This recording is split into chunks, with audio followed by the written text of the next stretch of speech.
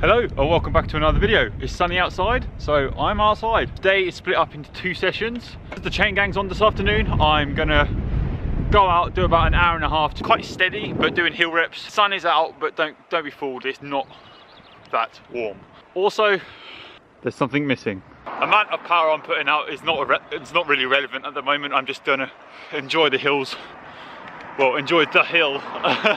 I'm going to a hill and just going up and down it. So that's what's happening today.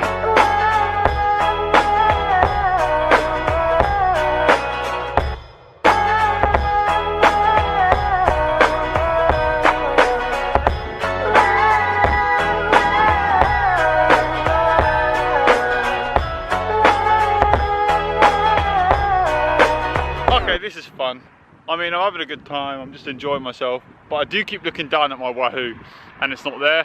As soon as you start training with power and you learn how to use TSS, you start getting kind of reliant on it. You use it to train, you use it to recover, you use it to plan your week. I know that I'm going to go home not knowing how much TSS I've done, not knowing how many calories I've burnt, not knowing how much fuel to put back into my body. So yeah, it's good to do it every now and then, but you can't constantly do that because you're just going to end up overtraining, under-eating, overeating, under-training. It's just relaxing sometimes, but not always.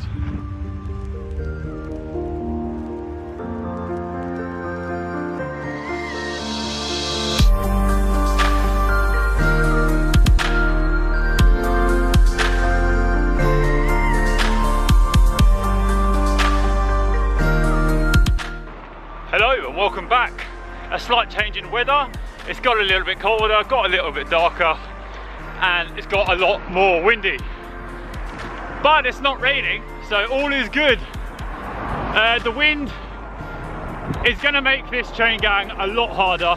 It's going to be so much more effort. We'll just see how wrecked I am afterwards, I guess. Okay guys, you just see here that we just started heading off. We're putting down the power and you see the signal there to tell you which direction that we're going to be going in. So we start going, we start putting down the power. We've done a couple of rotations and you see as the guy in front of me is trying to push on through, the guy in front of him, he's in blue, so he's quite hard to see because of the sun. But you'll see here, he pushes forwards and then moves over to the side. But the problem is, he doesn't let off the power, he still pushes onto the power. Now the problem with this is the guy in front has to put so much more of an effort into pushing in front of him. On top of that, the guy that's pushing down the power is also getting tired and getting taxed as well. So you're just going to be more tired than you're meant to be constantly. And within a couple of rotations, the guy in blue actually just dropped off. After a while, the other guy that was in front of him also dropped off. It's just they're increasing the power too much and they just couldn't hold it. So this part here is very dangerous. The problem was we didn't have a clear sight of view. We were going quite fast as well. You see here that we do gradually slow down. There is a hand signal to say slow down. There's a oncoming car and to move over. But you'll see there, that car didn't indicate or nothing. He came out, he pulled out, and then as soon as he saw us, he then indicated. So what actually happened here is the guy that in the blue car, he actually blocked our pathway.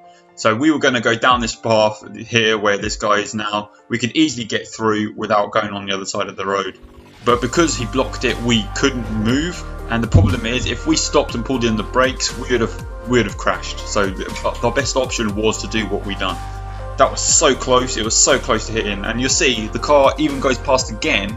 And the way he overtakes is just so irresponsible, unreal.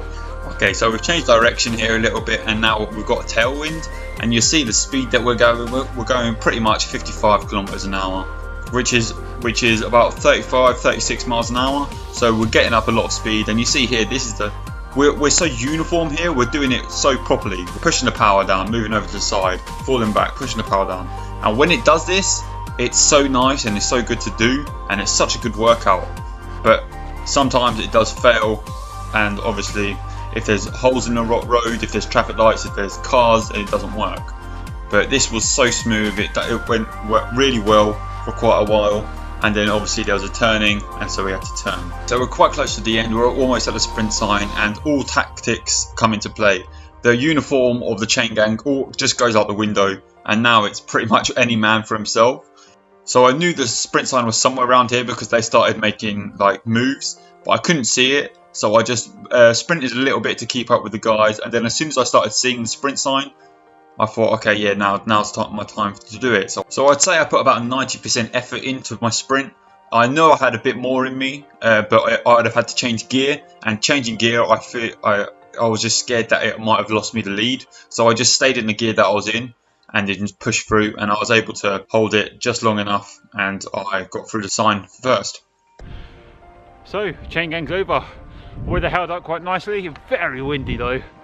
It was quite a hard chain gang just simply because of the wind. But yeah, total time, hour and 46 minutes. Total TSS is 156. I felt pretty good on that ride. Just going home now, get some food, and chill out for the rest of the day. But thanks for watching, and I'll see you again soon.